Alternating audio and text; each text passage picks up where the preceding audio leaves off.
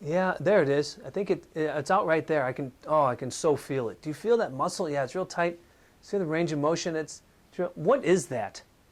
I mean, think of that variable. That's like 1905 thinking. What is that?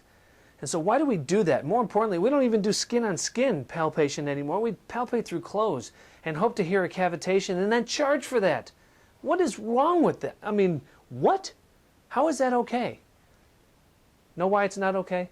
Because of this instrument right here. B.J. Palmer developed instruments, several of them, to kind of gauge the system.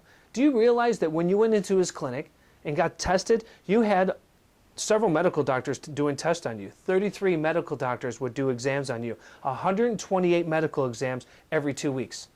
And the only quote-unquote treatment, if you will, was moving a vertebrae in the spine. People would call it that he was treating disease. He wasn't treating disease. He was simply turning on the switch between God and man.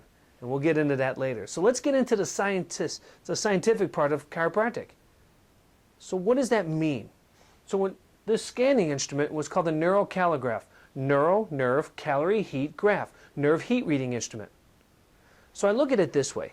When lightning comes out of the sky and hits the ground, it creates a fire. There isn't fire in the sky, but there's electricity in that lightning bolt. So there's electricity. Anytime you interfere with electricity, a byproduct is heat. No different than your spine. There's electrical signals traveling from the brain to the body. And when you interfere with electrical signals, a byproduct will be heat radiating from that nerve. If you cut the body in half, the temperature on one side versus the other should be within a half a degree. And if it's off more than a half a degree, why is that? There's an imbalance in the system. So there's got to be a way of, not palpating per se, but a way of scientifically gauging where the neurologic compromise is at and what kind of abnormal pattern the body is in. So BJ developed a scanning instrument. So when he runs a scan up the spine, your scan would come up onto this graph, this piece of paper here, to let him know, do you or do you not have a neurologic compromise? An objective scientific way of gauging the nerve system. What are you using? I happen to use infrared technology to let me know if I'm doing my job the right way. It's scientific. More importantly, let's just say here I am in St. Louis, and then you're in California or Australia, anywhere in the world, and I have a client come on in, I scan their spine, and then I pack up all my materials, my data, if you will, give it to them in an envelope, and they go to your office. You unpack the envelope, you put the same data into the computer, and you can carry on care. That's why BJ wanted all of us to have a scanning instrument. But what happened to the profession? The profession got pretty ticked off. And what I mean by that is this. They got ticked off because BJ wouldn't let you buy the instrument. That's right, he wouldn't let you buy it, you had to lease it. And they thought he was into it for the money.